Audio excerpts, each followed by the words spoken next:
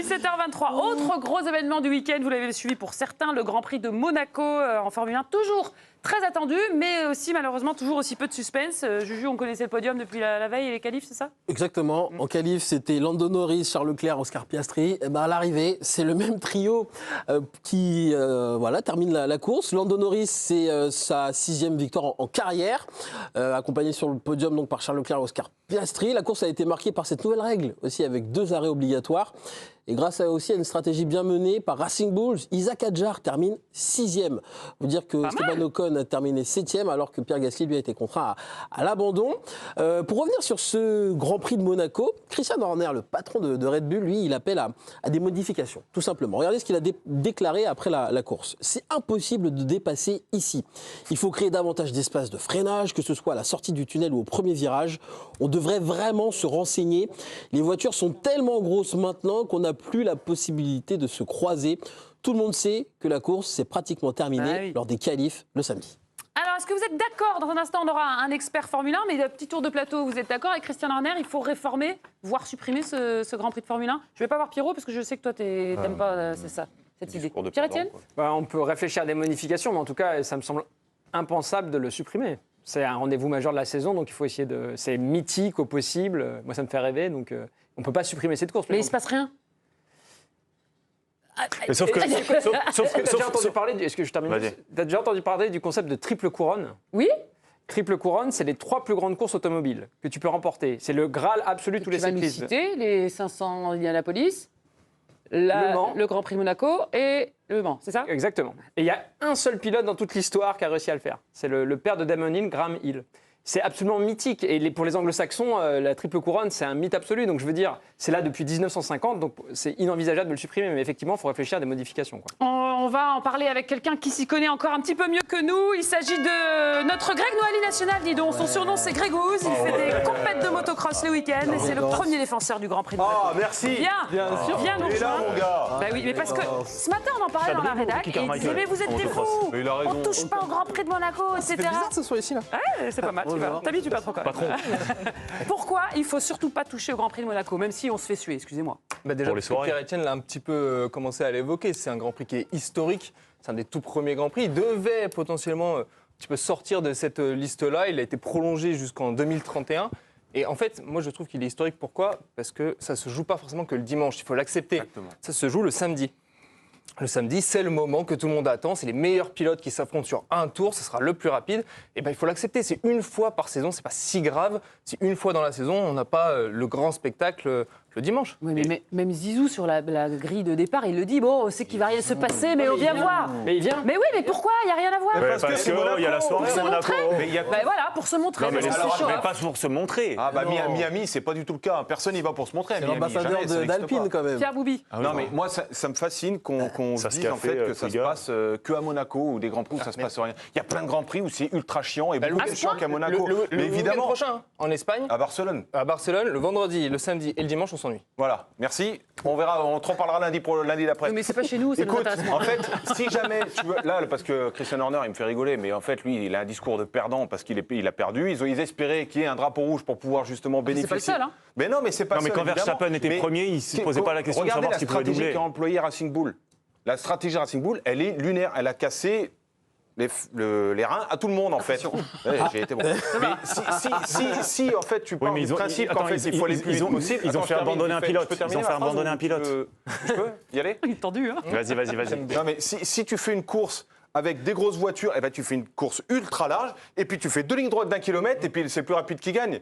C'est pareil. Ouais. En fait, tu as des stratégies à employer sur un circuit, d'autres stratégies à employer sur un autre. Est-ce que la stratégie d'employer des pneus tendres ou soft ou durs, en fait, ça change ? Dans ce cas-là, tu mets tous les mêmes pneus, mais ça n'a aucun sens. C'est une course qui est différente. C'est une course pour faire du bling-bling. C'est une course pour la croisette, pour les yachts et compagnie. Et c'est très bien. Ça fait partie du panache et des gens qui kiffent la F1 uniquement. Il y a des mecs qui avaient des vues fantastiques qui ont regardé la télé. En train de boire c'est normal, ils voient qu'un mètre de course. Ça fait tout le monde veut aller là-bas. C'est l'économie de la principauté. Hein. Mon Juju, avant d'écouter Hugo Bonneville. Alors pourquoi on s'ennuie ferme dans ce Grand Prix de Monaco ? Parce qu'on ne peut pas trop dépasser. C'est ce qu'a développé Christian Horner. Et dans les chiffres, ça se vérifie.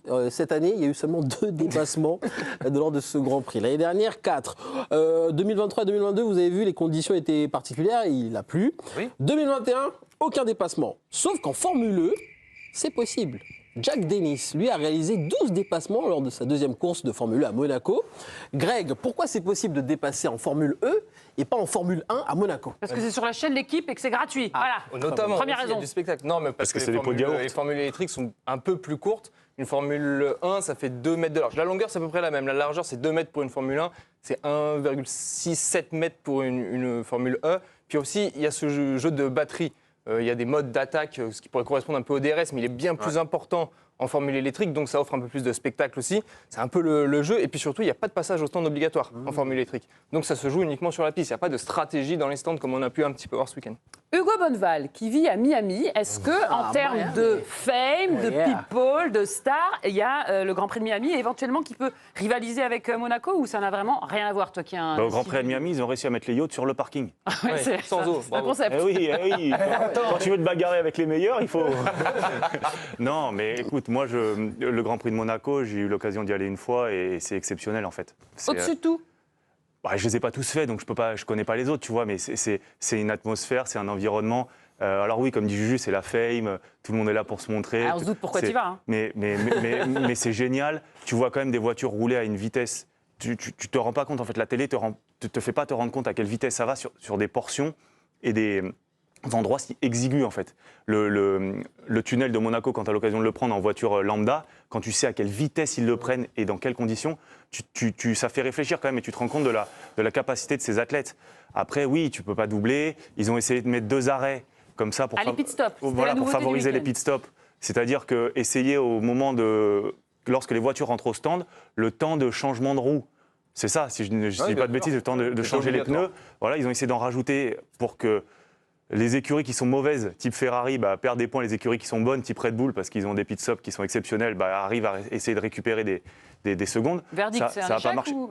Non, parce que moi je pense que voilà, ça fait partie de l'histoire de ce sport et que ça doit rester là. Après, c'est peut-être pas le plus beau week-end, mais ça fait partie de l'histoire. Samedi si tu veux gagner Christian Horner. Hein, Hugo, et juste pour finir, c'est la première fois qu'il y avait un pilote qui descendait sous les 1,10. Hein. Ouais. Le samedi, Norris, il a fait 1,09. Arrêtez de me parler du samedi, c'est le dimanche ta course. Non, mais c'est un moment d'histoire. Voilà, c'est juste ça.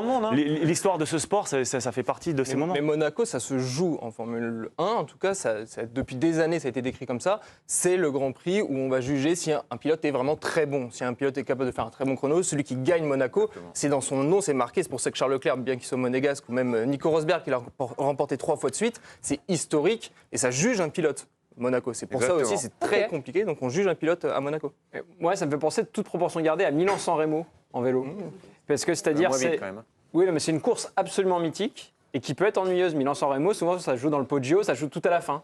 Mais sauf que c'est tellement mythique, et ça rejoint la discussion qu'on avait tout à l'heure. Le sport, c'est l'histoire des compétitions. C'est tellement mythique que quand bien même le spectacle est un peu moins bien, je veux dire, le prestige de cette course, il dépasse tout. Et peut-être qu'il faut aussi qu'on change, nous, notre regard parfois sur le sport, et qu'on accepte que c'est une compétition et pas forcément un spectacle. Voilà, et que c'est parfois un peu ennuyeux, mais le prestige de cette compétition, il dépasse complètement toute notion de spectacle. Mais tu changes un virage ou une ligne droite ou un truc, tu rajoutes un petit peu de spectacle, et tu plais à tout le monde. Tu vas pas décrocher un building pour rajouter un virage ou une chicane. Je sais rien, moi. Je connais pas bien la principauté. T'es en plein milieu de la ville. Non, mais il faut quand même rappeler sur le circuit de Monaco le circuit de Monaco, il est monté pour chaque Grand Prix. Oui. Donc si on fait une modification, déjà c'est un patrimoine mondial à l'UNESCO. Monaco, c'est pas, on peut pas faire tout et n'importe quoi, mais si on modifie un bout de route, c'est modifié pour toute l'année et pour tous ceux qui y vivent. Les riverains seront contents. Ça fera un peu de rue. Ça a très très bien marché en termes d'audience télé, je crois. Carton, record historique pour un Grand Prix. Là, ce Grand Prix de Monaco, 1,74 million de téléspectateurs. C'est mieux qu'en 2024, mieux qu'en 2021, beaucoup mieux qu'en 2019. Donc c'est un Grand Prix ennuyant. C'est ça qui est fou. Ennuyant, mais tout le monde regarde, quoi. Ouais, le prestige, c'est le prestige de Monaco. C'est pour ça que quand on cite aussi, il y a eu le circuit en Belgique de Spa-Francorchamps qui était un petit peu en danger aussi au début de la saison. C'est des circuits mythiques, les gens ont envie de regarder ça. Belgique, on s'attend toujours à ce qu'il y ait de la pluie. À Monaco, on ne regarde pas forcément que pour ça. On a besoin d'avoir ce côté un peu fast aussi de la Formule 1. Ça plaît. Tu peux aussi voir enfin, c'est tellement. On dirait que c'est une parade à vous Hugo écouter. en parlait tout à l'heure. C'est tellement exigu, c'est tellement technique en fait comme circuit c'est ultra compliqué. Déjà, quand tu as des accidents, les accidents sont monstrueux. Et il y a aussi le côté intouchable. Un abandon. Ouais, non, mais exactement. Et c'est ce que les pilotes attendaient aussi, surtout Verstappen qui allait faire son truc à l'avant-dernier tour. C'est problématique ça. C'est ultra, comment dire, c'est difficile d'accès. Ça fait pas partie du commun des mortels. Pour aller au Grand Prix au Monaco, c'est ultra compliqué. Ça coûte un bras qui est monumental. Il y a que des rendez-vous d'affaires qui se font. Et c'est un endroit où c'est difficile d'accès. Et le fait que ce soit difficile d'accès fait que ça attire les gens. C'est normal. Mais alors, il y a une autre déclaration Festival de Cannes, c'est pareil. Hein. Georges Russell, Oui. j'ai vu, Ah, qui c'est s'est vrai, exprimé c'est sur le public qui Ouais. venait là. C'est pas forcément des passionnés, j'ai Non, l'impression. il n'est hein. pas Ah fan, bah oui. pas fan du public monégasque. Regarde Pierrot. Qui 99% des habitants de Monaco sont ici à siroter du champagne sur un yacht. C'est Hugo Bonneval, ça. Alors qu'ils s'en fichent Non, moi, c'est les complètement. affaires. Comme Alors là, je peux intervenir bien sûr, sur cette interviens. déclaration. C'était après la course Bah oui. sûr. Ils ont été affreux. Ils ont fait n'importe quoi. Ils Mercedes, étaient tu parles. dégoûtés comme si c'était pas possible. Mercedes. Et quel rapport? Il n'a pas le droit de dire ça sur le public? Mais il a était pas raison. dégoûté s'il le gagne le Grand Prix. D'haineux, ça. Mais surtout Il a été à la qu'à rue. Monaco, il y a aussi des vrais monégasques. Enfin, il n'y a pas que des gens ultra riches, en fait. Il y a aussi il y a des magasins. Tous il y a les des gens- monégasques ne sont pas ultra riches? Pardon, Non. je découvre. Ah non, non, mais bien sûr. Jeff moi, je suis Tuch. déjà allé- non, mais je suis déjà allé plusieurs fois à Monaco. Il y a des, Il y a des pauvres, il y a des mendiants à il y a des- Monaco. non, il n'y a pas de mendiants, mais il y a des commerçants. Il n'y a pas que des gens qui Comment vivent sur il des s'appelle yachts, en fait. Donc c'est un peu méprisant. Non, mais oui, c'est méprisant. C'est un cliché de dire que Mais comme si dans Monaco, tous on les s'en autres, fout. Le monde vient à Monaco, ça fait briller Monaco sur la carte internationale. Puis si c'est Non, pour parce qu'à supprimer le circuit de Monaco pour mettre un autre Grand Prix. Grand Prix de aux France Non, bah, on le fera pas. Si, il y a une Nice qui a été évoquée, mais ça coûte trop d'argent. Ils n'ont pas l'argent. La Fédération française de sport automobile, Ok. je pense pas les moyens. Mais si c'est pour remettre un autre Grand Prix encore, par exemple aux États-Unis, parce que la société qui gère la Formule 1 est américaine. Parce qu'ils ont je les suis pas moyens, sûr tu peux le dire. Oui, eux, ils ont les moyens. Ouais, mais Non, c'est pas- l'Amérique. juste pour Russell, je le préviens, à Abu Dhabi en fin de saison, ils viennent pas non plus pour Ah oui. la course.